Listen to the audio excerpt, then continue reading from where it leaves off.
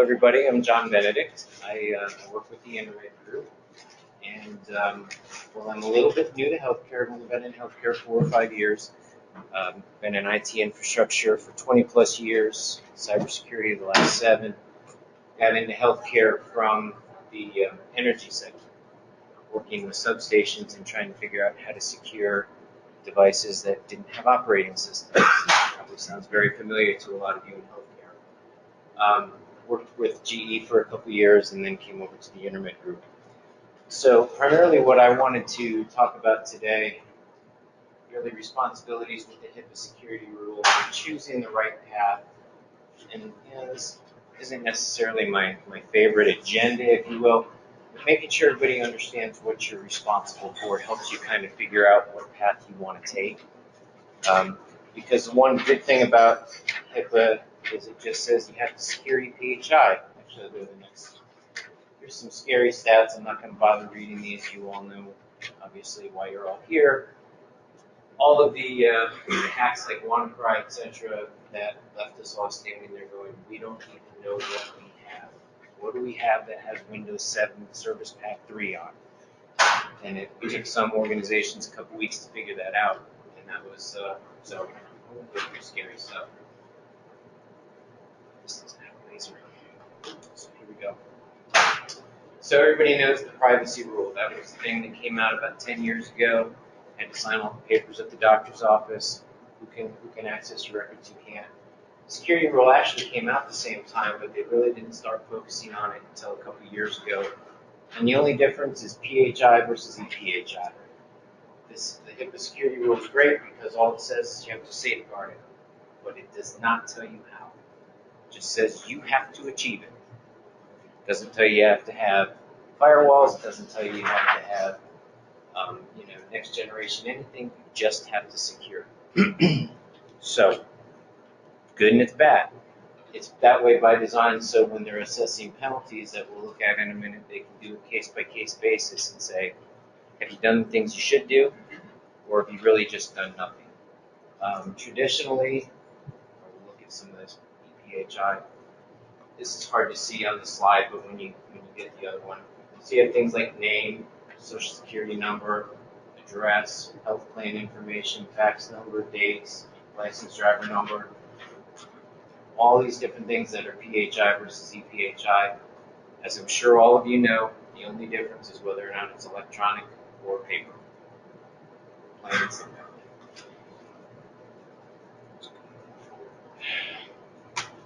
This is one of my favorite slides. Your 4 categories of fines. Category 1, you're doing all the right things. You've done risk assessments, you've done remediations, you've taken a look at all of your devices. You still get hit with like a day 0 attack. WannaCry. $100 per violation. Annual maximum $25,000. These typically see fines totaling about $10,000 if you've been doing all the right things, if you've been making an effort. So category 2 and 3 are kind of in between. Category 4 is willful neglect. You didn't do anything. At this stage of the game, there's no organization that can say, we don't know we have some issues. So if you haven't done a risk assessment, if you haven't come up with any road mapping to remediation, $50,000 per violation. These are the ones that read the newspaper getting hit 2.5, 3 million, 5 million, 10 million. Because you've done no due diligence.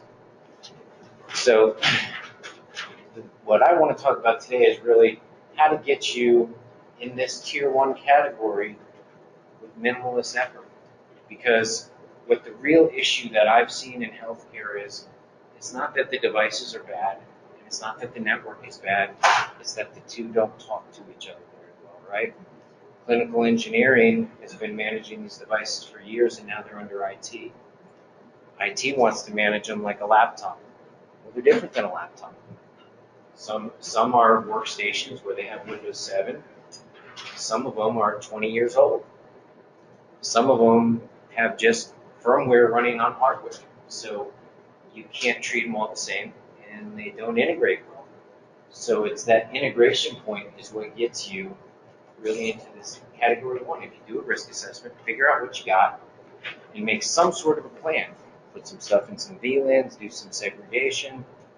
It gets you out of this category here where you've done that.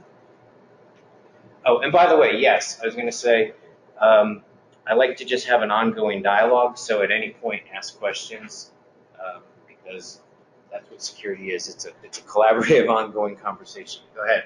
I was just wondering, what organization collects these fines? Office of Civil Rights, OCR. They come out, put you in the newspaper, so right there, OCR. They have 4 categories, blah, blah, blah. Minimum, maximum, OCR.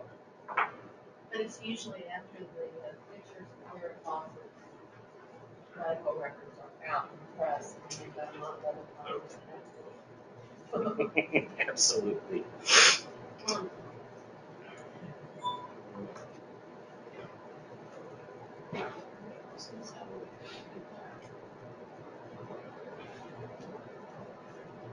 Look at that. Just woke up. This is one of my favorite quotes. Not really cybersecurity, but an actually like Yogi Berra's version a little better. If you don't know where you're going, any road will get you there. So this is why picking that path is important. That's why we're doing this today, to help you figure out for your organization what your right path is. To me, as a consultant for 20 years, I always take a very minimalist approach. I don't want to sell you a box. I don't want to put another piece of hardware in your stack that you don't need. Because the truth of the matter is your hospitals have very sophisticated IDS and IPS systems. And that's where we go back to what I said before. Integrating that medical device inventory into that stack of technology is what we need to do. And you can't just argue across the boardroom table. We've got to get this done. So what I do when I approach this with customers, I take a look at how do we leverage what you've got in your stack and make it work with what you have. Maybe you do need a box, but that's after you've already satisfied.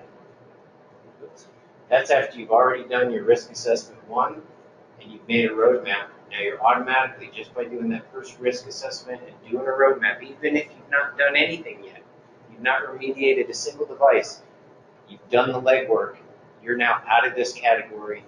Guarantee you, or can't guarantee you, almost guarantee you'll be in this category, but you're going to be in category 1. You're doing your due diligence. You're figuring this out because it's not an easy problem to solve. So, basic defense strategy 1. First thing you have to know, what do you want to protect? No different than your IT folks. What do you want to protect? In our case, it's easy for us. We want to protect EPHI. What I found in hospitals a couple of years ago, and it's getting much better every day, most hospitals had a great inventory of what they own for a lot of different audits, Joint Commission, etc. But in terms of really understanding manufacturer serial number, ID tag, you have that stuff. But now getting this stuff, your MAC address, your IP address, OS software, all the things that your network needs to be able to understand when that device hits the network, what is it? Does everybody understand why you can't just connect them and connect medical devices and scan them like you do a laptop? Everybody gets that? Some of these devices, literally, they don't have an OS, so they don't have the ability to respond to a ping. If you try to scan some of these devices, Polaris pumps in particular, recently they've gotten better, but a couple of years ago, you scan an Polaris pump, you're going to throw it into a denial of service attack against itself. It will just sit there and spin and spin. So in order to understand what we want to try to defend, this is what we need to get. We need to match your logical with your physical. And this is part of what I've been developing as a service, and not that I'm pushing that service, but you can have lots of different scanners, and let's just say we had a silver bullet and the scanner can pick up all of this stuff. It still can't tell you, unless you have an RFID system along with it, that pump sitting on the 3rd floor in the nurse's station, blah, blah, blah, or down in the NICU, etc. So marrying all of this stuff and getting it into your CMMS is what we need to do. Now, Joe's actually, they're at the cutting edge of this, where having it update your DHCP, so every time it grabs a new IP address into your CMMS, Nuvolo is starting to come on pretty strong, and it's very flexible. And I believe with existing monitoring tools in your system, you can actually, so when that Alaris pump grabs that new IP address, boom, instantly, you know what it is. So if you get hit and shut down right now, you know current, not 6 months ago when your last physical inventory was done. Medical devices aren't created equally like we discussed, so some of them are firmware sitting on top of hardware. Some of them are highly sophisticated. They have full workstations. You know, I think of your MRIs, your Mac labs, that kind of stuff. So we look at kind of 4 things to figure out which ones we want to. Actually, I think I missed the point. No, I didn't. Okay. Which ones we want to concentrate our efforts on. You know, the biggest thing is you can't defend everything, nor should we even try, because there's devices that don't even, let me back up. Devices that come into contact with a patient, these are our high risk, high value targets we want to look at. Devices that come into contact with a patient, they create, transmit, or store EPHI, they connect to the network, or they have a high dollar value. So these are the things that I've experienced that we've looked around at and said, if they have more than one of those things, that's something we probably want to protect. As you all know, as imaging people, most of your devices fit into one or more of those categories. Questions so far? Okay.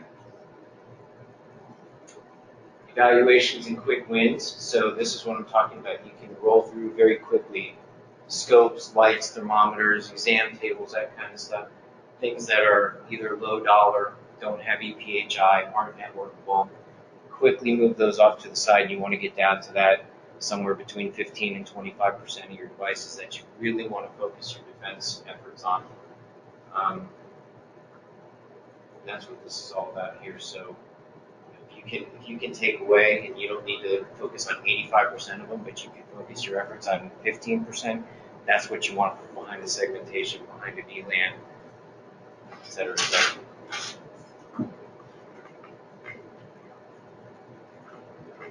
Typical data points that we go out and collect. And again, what we're starting to do now is we're starting to work with tools like a CloudPost, like a Zingbox, and then cut down the boots on the ground part to as small as possible. But we want to validate, does the device store, create, transmit EPHI? Is it networkable? Then we want to get the MAC address, the IP address. Is it static or dynamic? Does everybody understand the difference there, static and dynamic? Yep. Okay, perfect. What operating system? Go ahead, Jeff. That static and dynamic really comes into play when you have to try and protect your devices. IS has a tendency of saying, oh, go dynamic, tell me what the IP address is and I'll reserve it for you. And I've got a big organization, so like once a week they do something out there, and all of a sudden I've got a tech calling up because they can't get their EPH card on a network. And we find out that, oh, that's because, you know, it was DHCP and somebody put on another card reader or a barcode reader or a credit card swipe that stole our DHCP IP address. And when you're trying to figure out a remediation plan, it's really important to know which way it is so that you know, do I put this, where do I put a restriction on? Do I put it on the wireless side or do I put it on the DHCP side? Do I put it on the static side? All that comes into play when you're trying to do the remediation, trying to protect yourself. That's right. A lot of them will have 2 MAC addresses, 3 IP addresses, because they do communicate within their systems.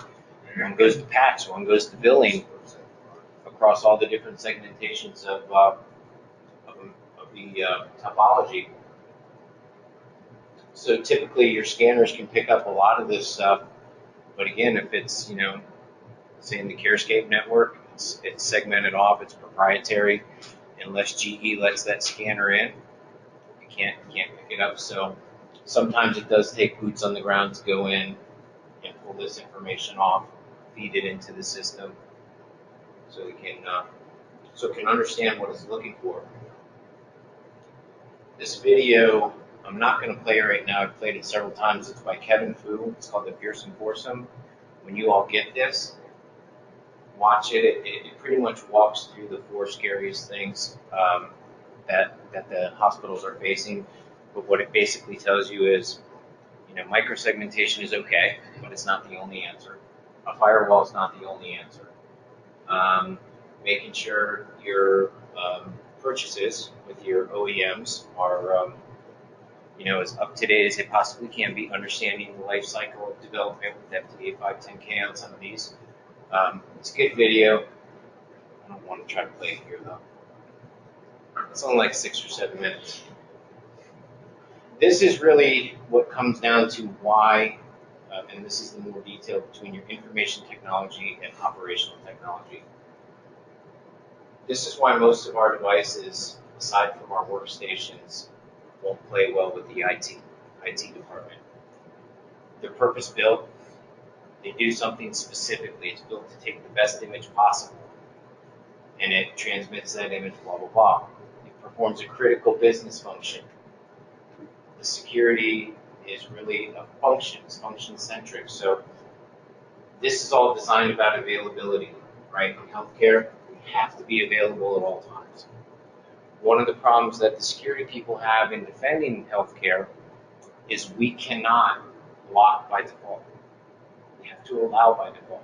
Because if we block by default and you get a 0-day exploit, you've got a patient on the table in the cath lab, and it sees something it's never seen before, and it blocks, kill a patient. So in healthcare, we cannot block by default. We have to allow by default, and that's a problem for security. So that's why you'll never take the human element out of this. You have to have people to be able to read the alerts and know what they mean. The other characteristic of OT, sometimes they're standalone. And until recently, 10 years, 5 years, we didn't have every single device connected into the network in some way, shape, or form. Your IT devices, by contrast, this is what your IT department is used to working with. Your desktops, your laptops, they tie in wired or wirelessly to server switches. Goes right down the OSI stack, your 7-layer stack, top to bottom, fits in every category nice and neat. They can defend that all day long, not a problem. Of course, you'll have some exploits. This stuff gets really sticky, very difficult to get into them until you do that device profiling and tell their IT systems. So when it sees these characteristics of, a MAC address where this first 6 digits, here we go. This I'm not going to go through in detail, but it's there really as information for you. Your first 6 digits of a MAC address, it's not a Macintosh, it's not a MacBook, or I had somebody say that recently. Media access control, basically how it connects to the network. First 6 digits are assigned by the manufacturer. So every single Alaris pump is going to have the same first 6 digits here. So when you deploy a new one into the system or picks up that DHCP, now your network says, oh wait, I know the characteristics of an Alaris pump. It's got this operating system. It runs this software. It's got this MAC. All of these things line up. This is what I think you are. Boom, yes, that's what you are, and it allows it. So doing all of this work so you can align your OT devices with what the IT tools are there, it's a lot less costly, and even though it's a pain in the neck, it's a lot easier than trying to build defenses just for these devices and treat them separate, because then you'd have to have this whole aggregation area, and it would have to feed over to billing, and it would create a huge mess in terms of the rest of business operations. This one I always like to review with people because I see this messed up more than anything else, the difference between a threat, a vulnerability, and a risk. A risk is a threat times a vulnerability times the impact. So in the example here, WannaCry, worm is written by a malicious person. Vulnerability hits an unpatched system. That's your vulnerability. WannaCry your threat. Impact, what does it do? Could shut down the system. You could proactively air gap some stuff. At the end of the day, it costs money, it costs time, or it could hurt a patient. I read something the other day that said no patient has been harmed by a cyber attack yet, and I'm not sure that that's true, but I can't think of the case where they actually have. I know Dick Cheney had his pacemaker changed out based on the threat that became known, and the threat there was that you couldn't patch the system. Now in imaging, we don't have many of those anymore where they're so old that they can't be patched, but there's a lot of Windows XP devices in the hospital. What do you do with that? Microsoft doesn't support it. There's no more patches coming. What do you do with that? So I'll skip forward a little bit. One of the things you can do with it, this is hard to read, but it's easier to see when you get the version. Take a look at it, and does it meet your new purchase requirements? Because somewhere you're going to have to draw a line in the sand and say, you're going to have AES 256, you're going to have wireless, you're going to have all these different requirements from your vendor and say, this is what you're going to need to work with us. It flows right through this way. Sorry, I'm just looking at it vertically. If it meets that, great, put it in. If it doesn't meet it, what do we do? Take a look at it. Can it be patched? If it can be patched, great. Patch it, you update it, put it into your CMMS, go ahead and put it in. Is it really end of life cycle? Is it time to replace it? Maybe it is. That's another option. But what if it can't be patched? What if it's not time to replace it or the money's not in the budget? Now what do we do? Now we have to look at this area here. You can either accept the risk or you can secure it with a compensating control. Compensating control could be a firewall. It could be a policy and procedure saying don't plug your iPhone into that workstation, you fool. Could be any of those things, but that's where we're really working right here, because this stuff a lot of people have done. They've done their patching. They're wading their way through the whole FDA thing on what can be and can't be in the manufacturers. And there's legitimate arguments on each side, so I won't go into all that. But suffice it to say, it's a sticky problem because think of a device like, say, any type of a nuclear device. They have to validate that patch against every single configuration that could exist anywhere that device was sold in the world. It doesn't happen in a week, and it doesn't happen in a couple of months. That's about a 12-month process. So the OEMs, that's a legitimate problem. You know, they're getting beat up by the hospitals because the hospitals have to secure it. It's fair. They need a secure product. Okay? Then Microsoft comes along and says, our patch is good, go ahead, deploy it. And then your manufacturer comes by and goes, oh, that's a patch. We haven't validated it yet. It's a legitimate issue, so really what you want to look at is compensating controls, because it's a lot more effective than remediating on the device level. I think Joe's got probably one of the best strategies so far I've seen at Sutter. Not even having a chance to pick on. John, I do have a question. Yes, ma'am. This is something we struggle with at Sutter, trying to get the manufacturers to step up to the plate. I had the impression, or maybe this has changed with the FDA, but I thought that there was some requirements with FDA that pretty much, if it was an update to an existing system and it did not change the clinical function of the device, the manufacturer, there was FDA requirements that they couldn't charge you. That's correct. And if it was clinical, that was considered a new capital equipment feature, and they can charge you for that. So if you wanted to upgrade a system to do a new clinical thing, they could charge you for it. Then we get into this stuff with the operating system where maybe it does have an embedded Windows XP. And they're trying to figure out what they want to do with that, and they haven't figured that out. But they want to update the hardware. So the discussion was, okay, if you're actually updating, I can maybe justify paying that. But But if it's a software update, I'm not gonna buy it. I'm gonna try to, I think that should be on the manufacturers. If this process, has that FDA ruling changed, or is anybody from the FDA side of it that we've heard of, do we know if it's changed? That's the stickiest $1 million question right there. Let's see. Because I think that a lot of us are just going for, if we want to get the cybersecurity in it, we'll pay it. If the vendor is saying you're going to buy the software, if it's not outrageous, we'll pay it. But I'm still irked that we have to, because it seems like it's their deal.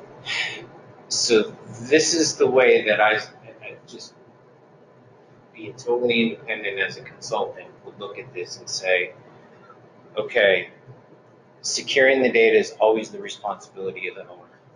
Case law goes back as long as data has been around, always your responsibility.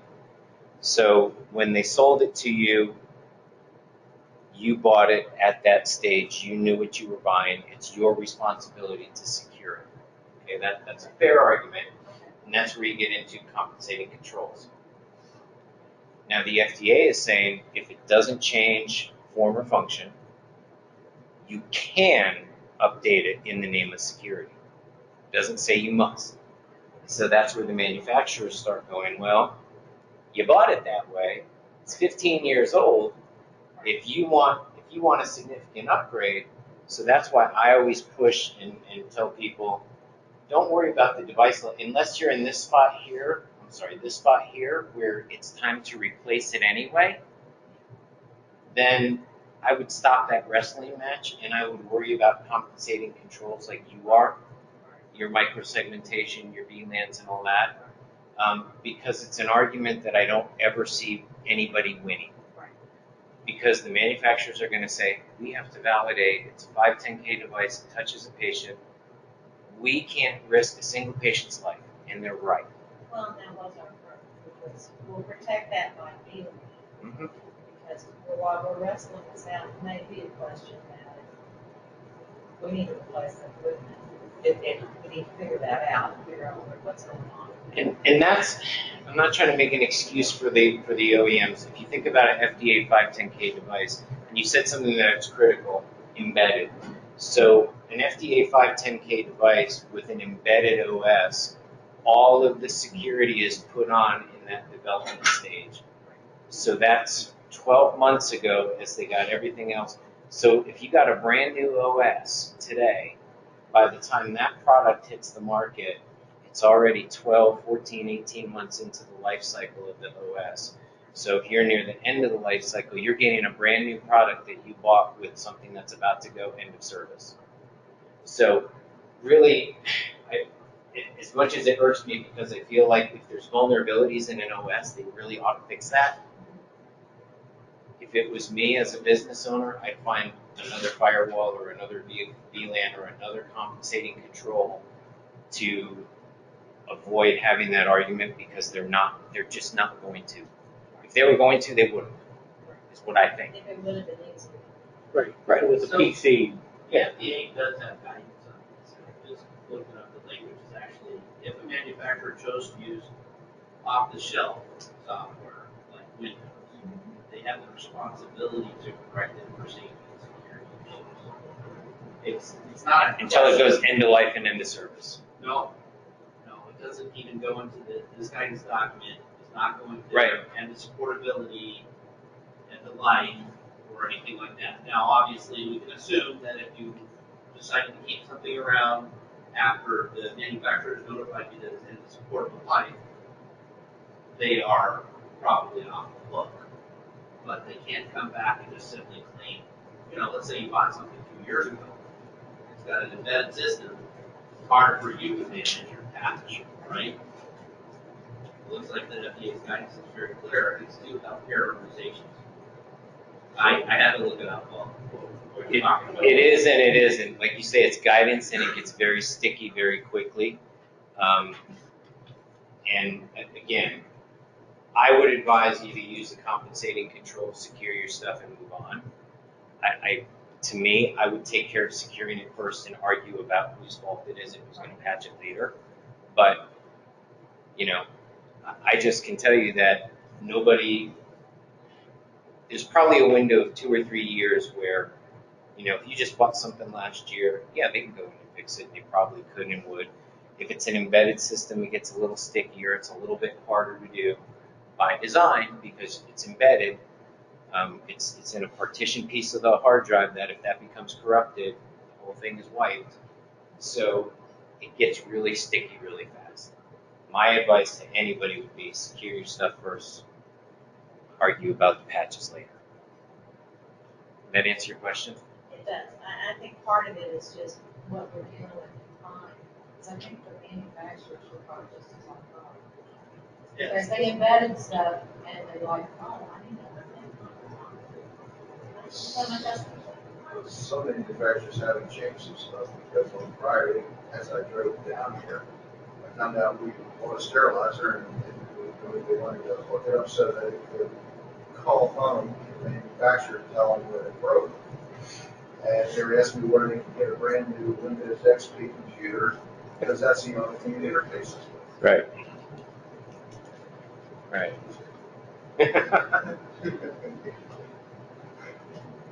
Brand new.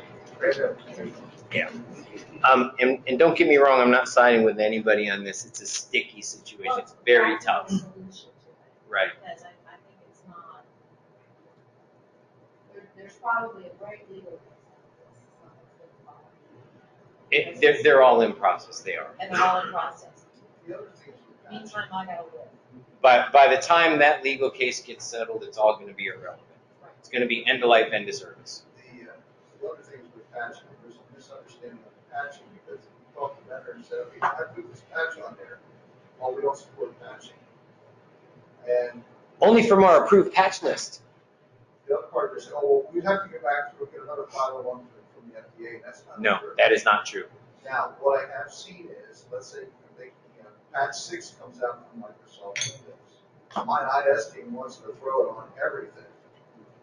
And I have to wait until the manufacturer says that Windows 6 will work. Sometimes they says Windows 6 won't work on this patch, number 6.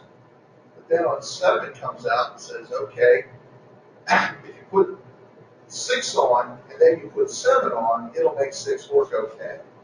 So you're always working sometimes back and forth between which patch, patch 7 fixed what caused number 6 not to work.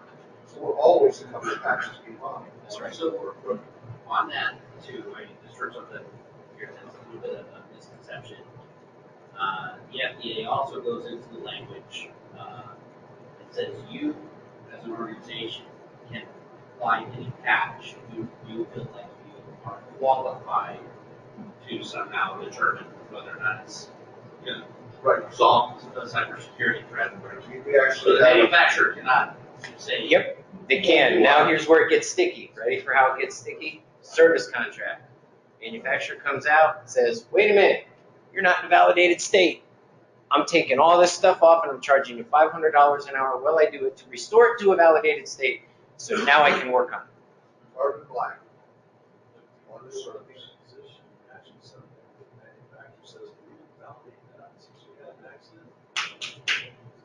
That's why I'm saying it is sticky no matter which way you go. I cannot stress it enough. I would patch what you can easily and quickly and move on. Put it behind a firewall, segment it off. you gotta look at the risk. You have to look at the risk. Yeah. And part of it is, having gone through this, I would say about 80% of the time the manufacturer says, you can try with Microsoft. Tell us how that works. And 80% of the time it actually did okay, but we again had a protocol with that where we were going to test something and see if it was affordable. And it's a broken there. But it's that question of the risk in the device. If it's an infusion pump, am I going to do that? If it's not going to be MRI, I'm not going to do that. And who's a whole question of who is sharing the risk. So where you've got to get your risk management people to back you up and sort out the And your legal and compliance people. Because what I saw with most of this was the manufacturers were definitely, they had very good risk. They were covering their ass. But at the same time, we will be out of operation if Wi-Fi gets in. So I gotta do what I need to do, and we'll talk about it later. So it's not Sticky. straightforward. Is it not sticky? It's sticky. It's time, it's, guys, we've got some IT group, because, because they will not let us touch the internet. They try to. And first thing, I'd rather do the sheet one back with the manufacturer. It's, Then you isolate. yeah, it's like, that's all you can do, and I'm like, it's right. Or physical controls. Round and round, because they want to have these big networks, which have Microsoft Windows, and emails, and stuff, the same thing. Crazy. This is the 90s, I said, we're crazy. And they still are, guys, like, you still run around, guys. Message. Like, the guy went up after the manufacturer doesn't do something happens, and I've never heard say, go ahead and try to see if those don't happen.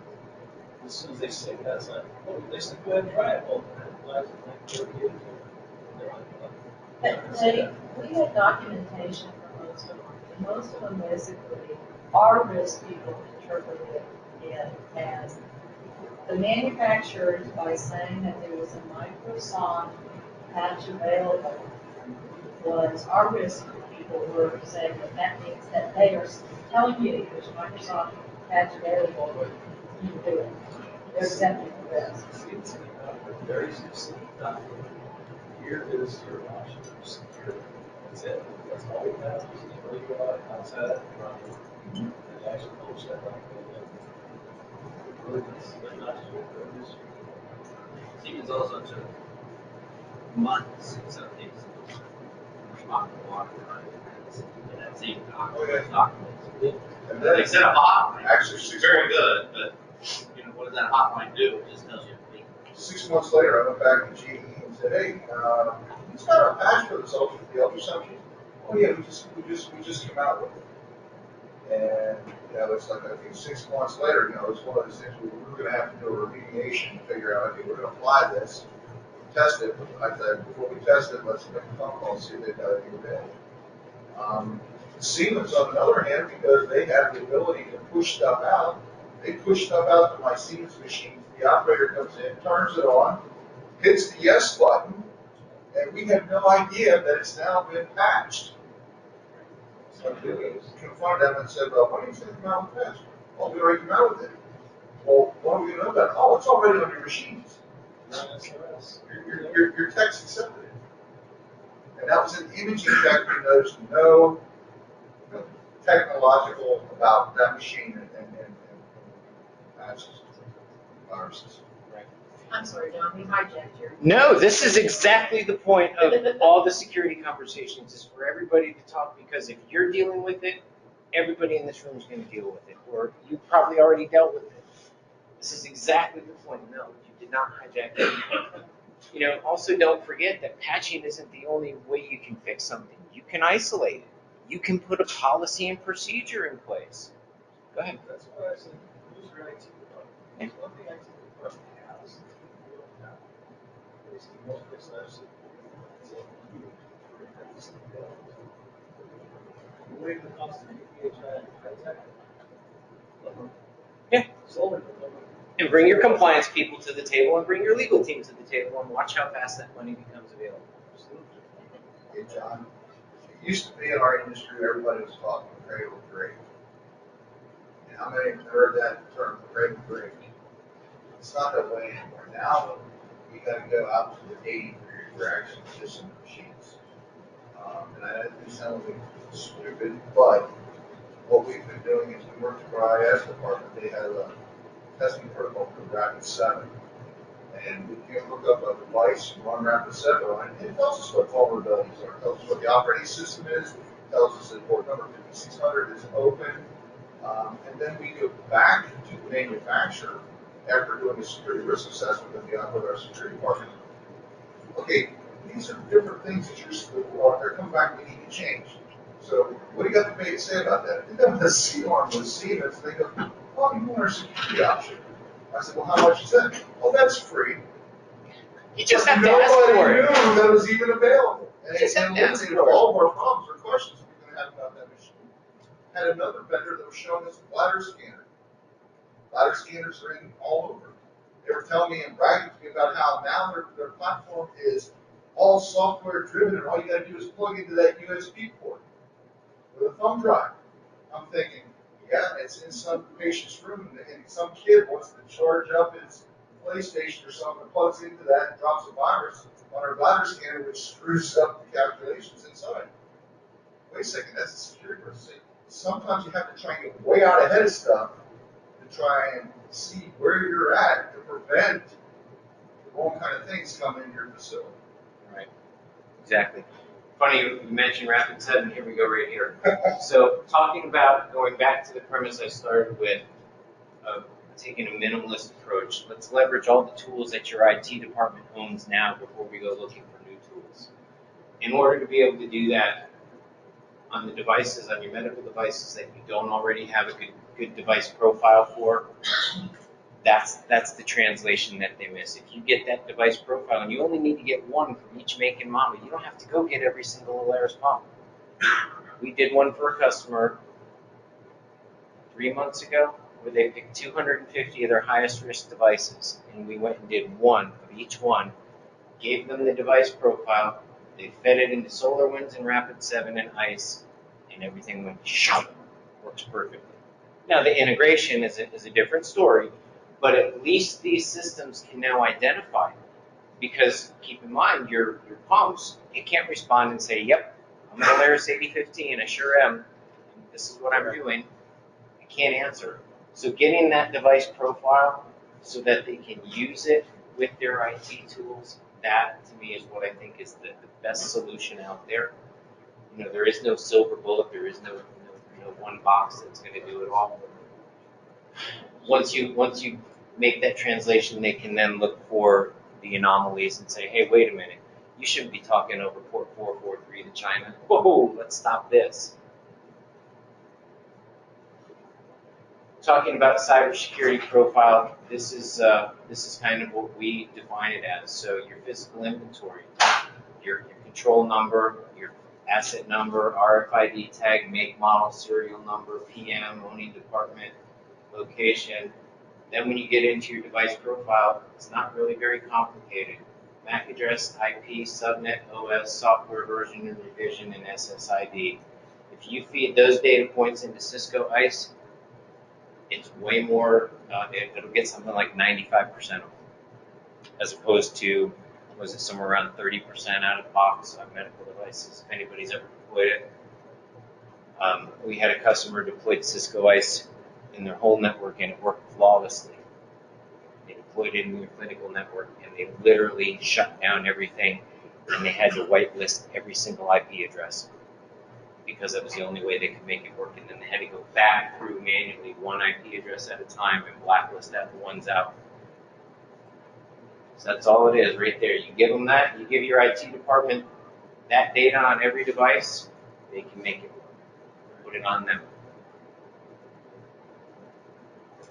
So the final thoughts that I have really, wait, I skipped a slide in here somewhere. That was really important. This one. Oh, jeez.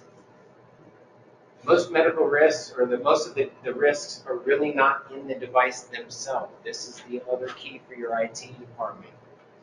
It's not really so much the OS and the patch, because they are integrated into a system. It's a misconfiguration, setup and deployment. So having a device touching the internet that shouldn't be. I know my in-laws are in their 80s and quite in the hospital quite often, and the local hospital in Douglasville, Georgia, WellStar system, I can walk in there and they've got Epic on there, and I can click on Internet Explorer, and I can go out and I can go to Gmail and I can check my email. Something wrong there. So misconfigurations, having them face the internet when they don't need to. You can shut down every port except for port 80 that is going home to get its diagnostics every night. Utilizing default logins. We know that's a problem, and some you can't necessarily change every password, but you can encrypt them so it's not in clear text. and then of course your integration points there. So this is really where most of your risks happen. So here's your internet out over here. Here's all of your risk packs, cardiology, all of this stuff. So right in here, where these things talk back to the rest of your hospital network, this is where everything kind of ties back in right here. Those configurations, that's typically your biggest risk. Your wireless devices right here, you can pull up, you can spoof password, etc. So you can hack in wirelessly. So there's some other stuff there, but really it's how it talks right here.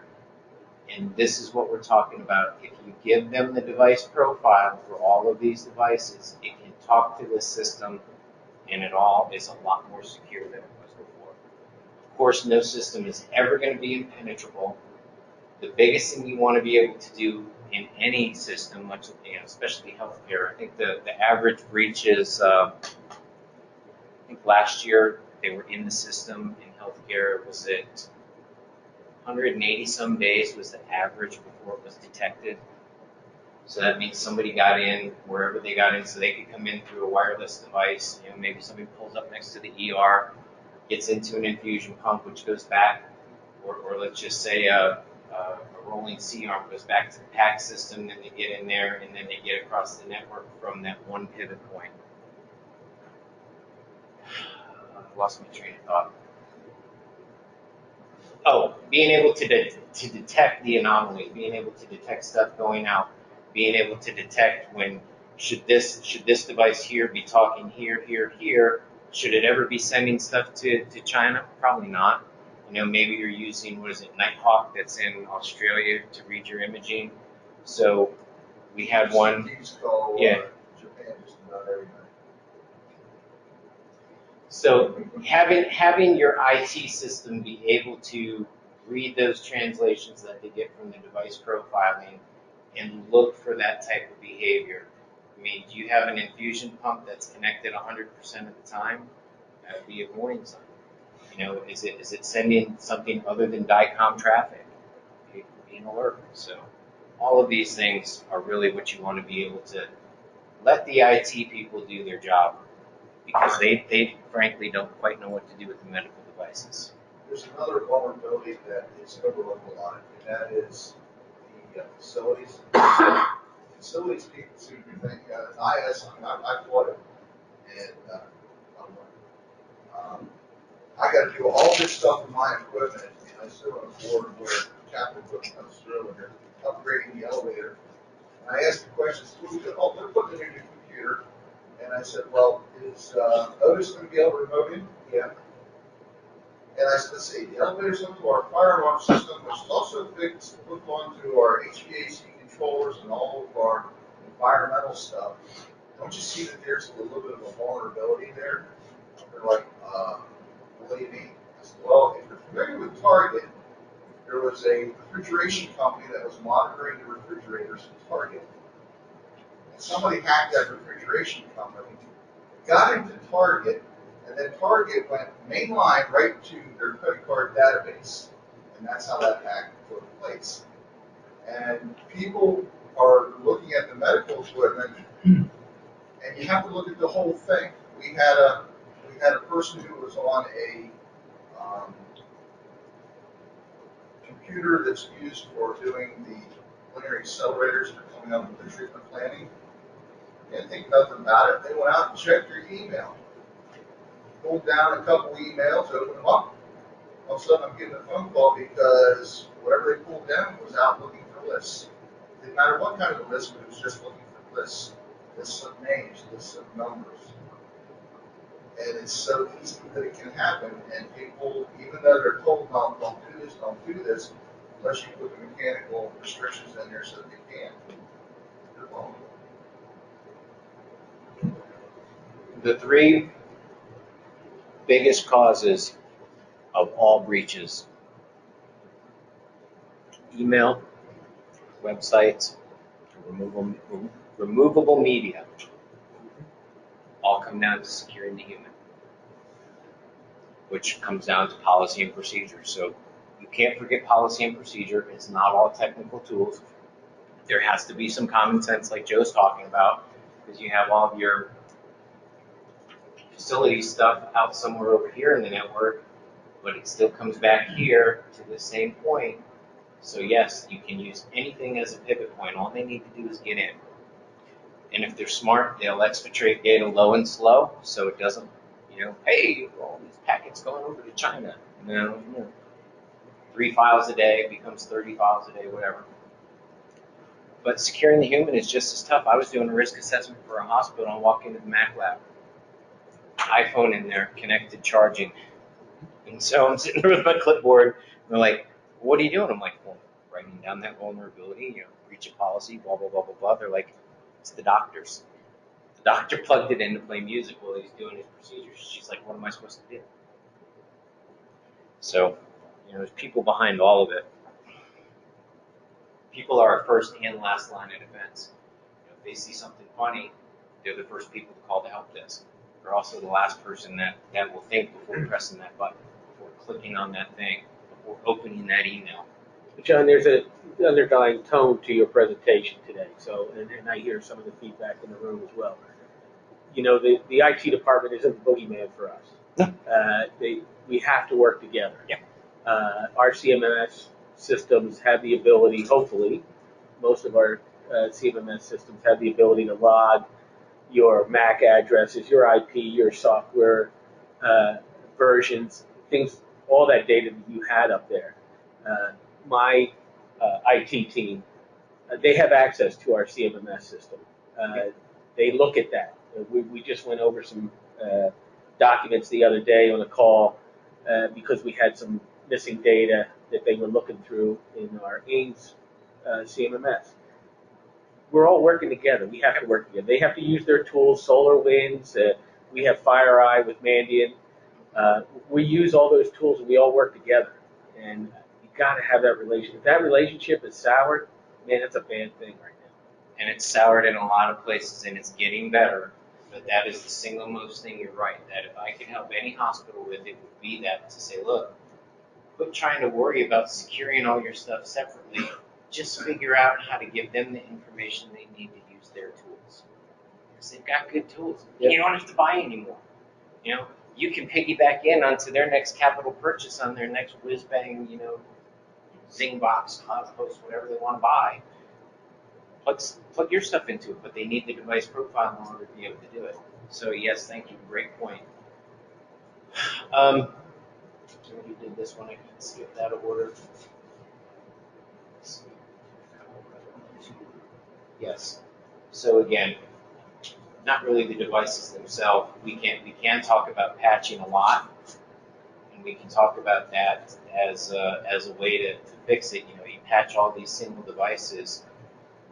But wouldn't it be better if we leveraged all the tools that are right there?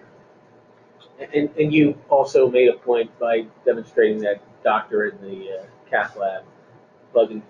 There's physical controls that we can put in place as well, to block that USB. So then it doesn't become the nurse's job to be the cop. Right. It takes that out of there.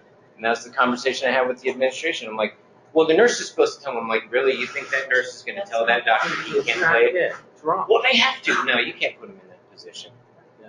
There's no nurse that I know of that's trying to feed their family that's going to tell that doctor he can't plug in his phone. I wouldn't do it. Or they can't download studies. It's that fun. So you have to create some sort of mechanism. You can do that. For those of you who heard my last talk, I think I mentioned this one when it came up. The strangest one I ever saw that they got slapped with, it was something like a $5 million fine. Doctor was using the Bluetooth in his Mercedes-Benz, in his $150,000, S-Series, whatever, E-Series. He was dictating his case notes all day long using the Bluetooth, and he didn't know the car was logging all that stuff, and he traded his car in, and there was all this patient data. 60 gigabytes of patient information on the hard drive of that Mercedes-Benz. And it wasn't the boogeyman, he didn't know. So, securing the human is a totally different subject. Maybe we'll do that the next time, talk about securing the human, because I take Are you in using any endpoint management software or apps on the individual devices? in the hospitals. Yes, on medical devices. What do you do? So like Manage Engine or Autobox or any one of these, it's a small little application. Put it on PC-based equipment, put it on Macs, and So we tried using the Carbon Black, okay, for all the XP stuff. Because what it does is it just isolates where it transmits to and what it transmits to it. But when we went out to the manufacturers basically, Philips, Siemens, Alachua, also told me that we put it on and it would violate any kind of service contract that we had. And basically, we said on our use service, we were that it would violate our contract with them and would be payable upon that for the entire rest of the contract with we voted the contract because we would manage the system. yeah, that was a contract discussion. Yeah. My bad. But even other ones that weren't under contract, the manufacturers would not support it. They don't want to support it. They were calling out this, oh, we have to run through a 501k. And I did call a friend of mine back with the FDA, and they couldn't give me a straight answer on that because they're saying, well, you are operating because it goes down into the kernels, it goes down in deep, and it puts the controls on what it can do. And they couldn't tell me that it was. It's just like I had an IS department that was running Rapid 7 against devices. And they told us, well, we've been running against them for 3 years and it hasn't affected anything. Well, wait a second, how do you know it didn't affect anything? Because nobody knew you were running it. We might have had some breakdowns that might have been caused by it.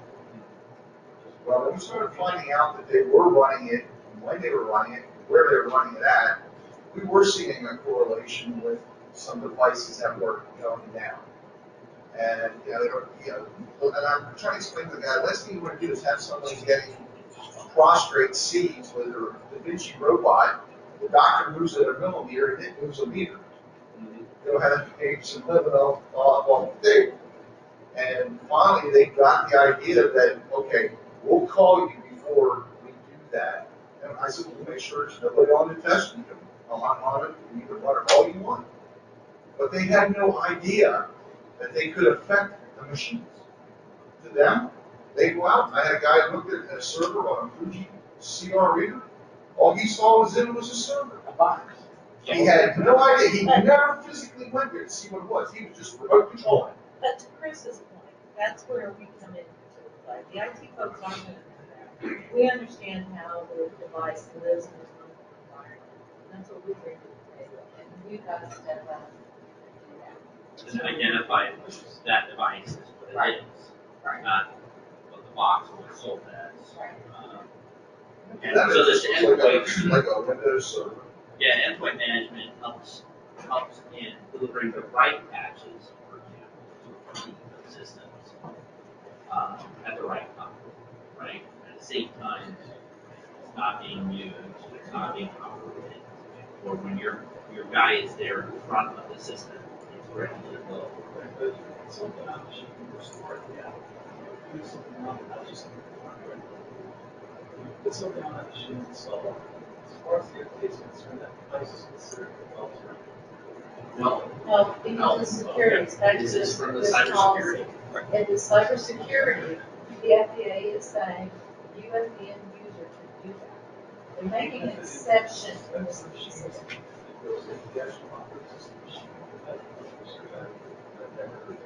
Absolutely. The FDA is saying that, but this is what we're saying. What I think the FDA doesn't understand is that operating system is clinically controlling that device. And I agree with the manufacturer in that it should be tested. That would be ideal world. A little more and under. And it's going to be an interesting first. Do we have a case where someone's been hurt by this? Not up to we do. Maybe we may not know it when it happens. And when it happens, it's going to be a really interesting legal question. All of that is in the unknown bucket of the universe. Right now, we're in the known bucket of the universe, which is,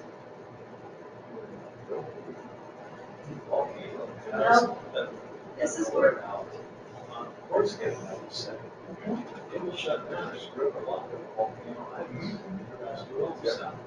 Everything we look at nowadays.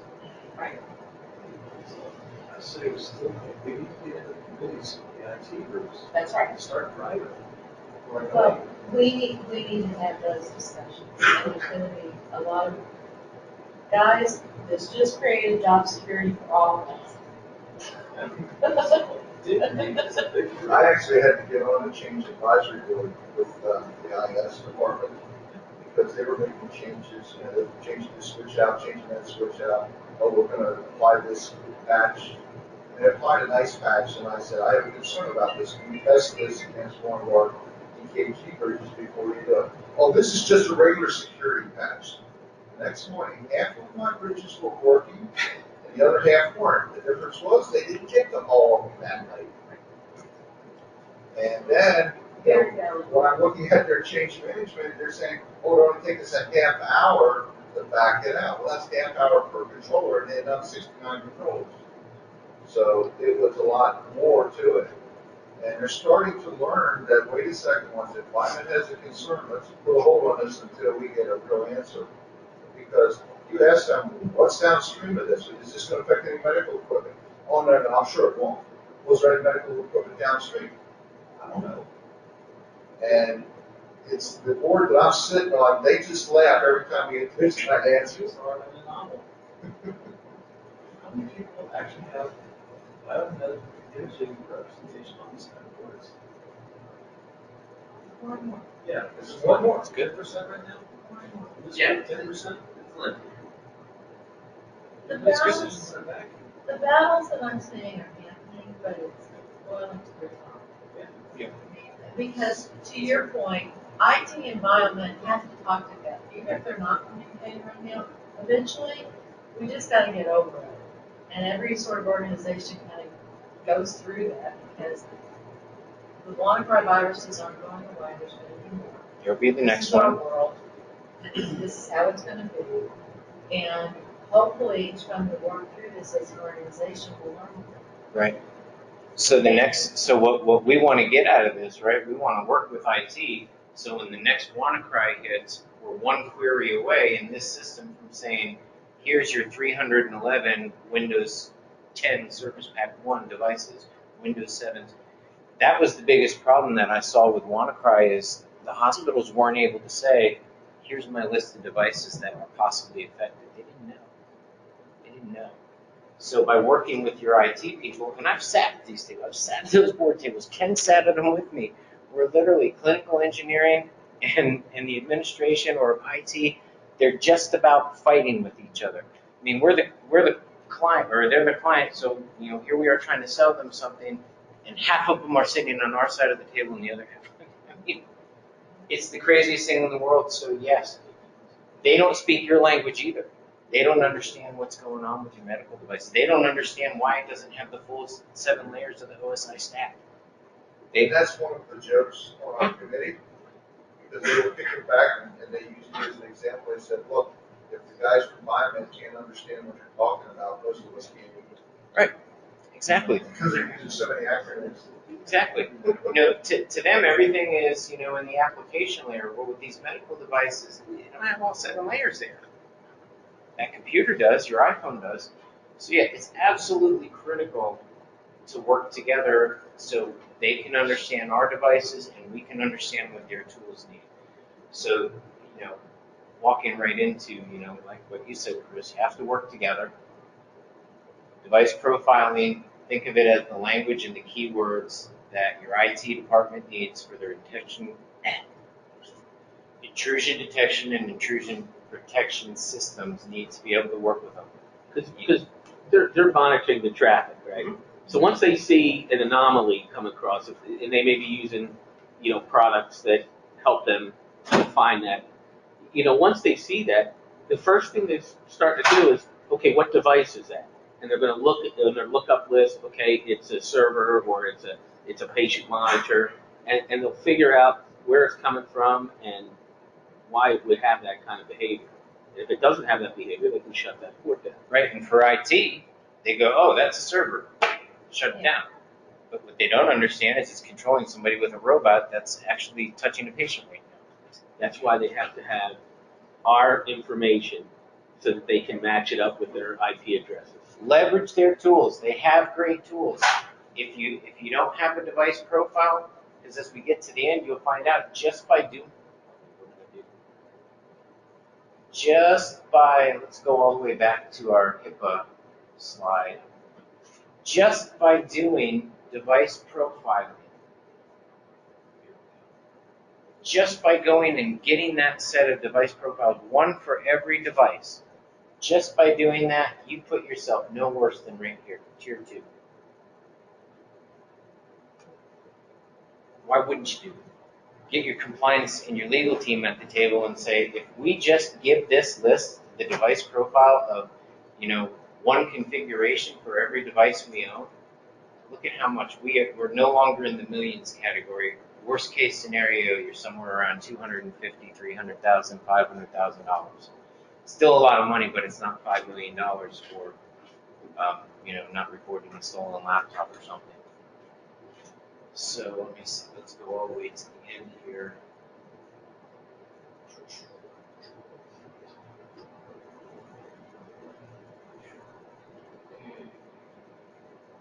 Final thoughts.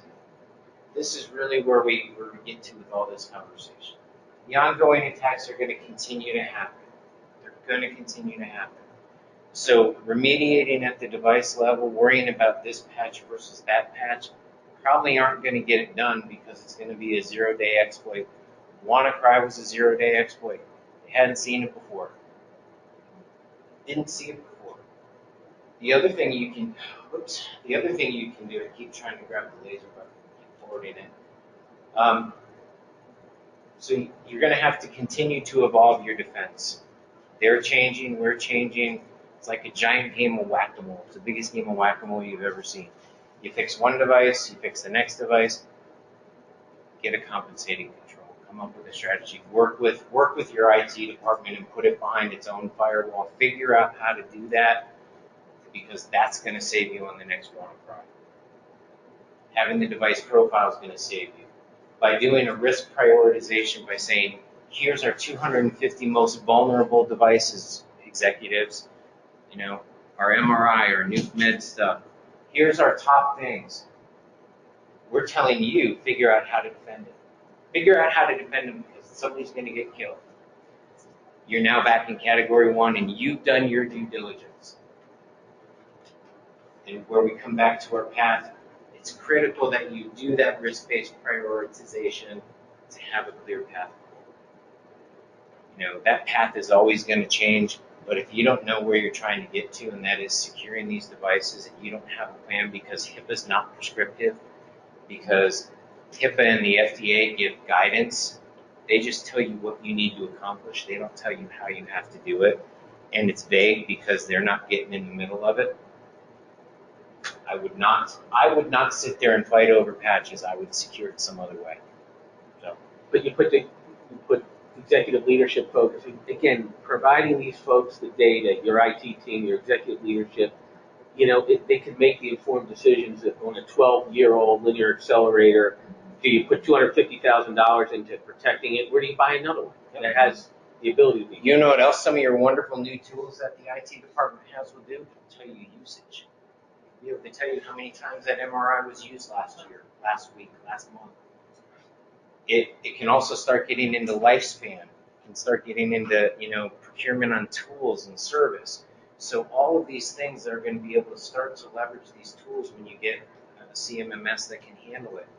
So you'll also be able to say, hey, look, we've used this MRI last year. It was used 90% of the time that we were open for business. How many of you just have a problem getting communications going with your IT department? I did too. I started this 2 years ago. And what we did is we designated me as a contact person with IS. Because IS was always saying, well, we've got questions. We never get answers from them. So we put my name and my phone number out there. If you have a question about biomedical equipment, contact this one person. He's not going to have all the answers, but he will get you the answers, or he will move you to the right people that you need to talk to. We got 23 hospitals, 25 employee surgery centers, and 450 clinics. I'm not going to know what's every place, but I can like, get you to the regional manager or find out. Sometimes I was getting phone calls saying, well, we've got this question about a Fuji CR, what is it? They start going into all about the whole other sector. That's over my head. So I would get Fuji on the phone, and I'd have the two of them match up so that we had keep speak going on, and I'd back myself out. And I started doing that, and all of a sudden the IS department started relying and saying, wait a second, these biomedical guys really do know their equipment. They know what's going on. Our problem was, my IS department has roughly around 3,500 employees, and they probably have about like 10 divisions and 20 subdivisions, and God knows how many little groups. So I could never, when I would go over there, I could never find out who do I really need to talk to. I'm talking to somebody there, yep. Oh, yeah, we need to do that. Then come to find out they're not really need to talk to. So I had, what they did was, because I was on my side, they identified somebody on the other side that I could go to and say, okay, this is a situation, this is what I'm seeing, who do I need to talk to? And then they could identify somebody on the other side, the right group for me to talk to. And that started the communication 2 years ago. And then I got started getting invited to those committees. I mean, I'm sitting on committees that nobody from our department has sat on in 20 years. But we've got invited. Now, a piece of equipment comes up in front of our enterprise architecture, and they won't make a decision unless I weigh in on it.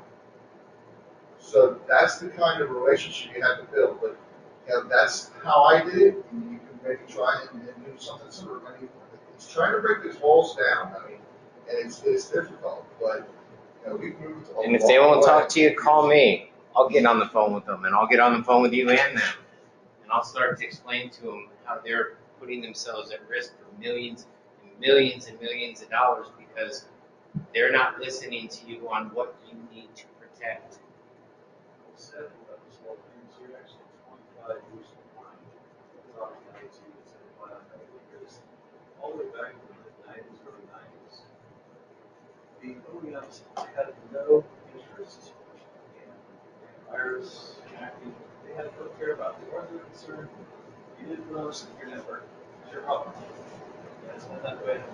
25 years behind talking about IT. And you know what? It's right back to that again. You know why Norton's just about out of business with its antivirus product? Because it's irrelevant. It doesn't matter. You can't patch fast enough. You have to use compensating controls. That's why at home you no longer just have an open pipe to the internet. You have a gateway. When's the last time anybody here has paid for antivirus on your PC? I mean, it's just embedded because it's not a service anymore. So yes, it's coming full circle, but anything we can do to help break down those walls, because I find that once the IT people start to realize that they just don't understand the complexities of the medical devices, those walls start to break down. And when they start to realize that they're putting patients at risk and they're putting their own jobs at risk by doing stupid things, exposing the company to risk, exposing a patient to danger, that's a great way to get fined. And as soon as they start to understand they're doing that, I bet you they will come around. But I've got a stack of cards up here. If they won't listen to you, get me involved. I'll help. I'll talk to them. I don't care. I'm good at articulating the risks that you're stepping into. I really am. I also will say again, going back to just understanding what you have, what you want to defend, it's no more complicated than that. Give your leadership something clear. Say, hey, here's our high-risk devices. This is what we need to defend. Help us figure out where they are in the network and what we need to do to make sure no patients get hurt and no PHI gets stolen. And you guys are down in that tier 1, and everybody's happy. And then you've got a nice paper trail that leadership can't say, well, you didn't know. Yeah, you did. I told you. Well, that's all the material that I have. Any other questions? Anything anybody's facing that they want to get some feedback from the group on something they're trying to solve? All right, well, thank you all very much for your time. I appreciate it.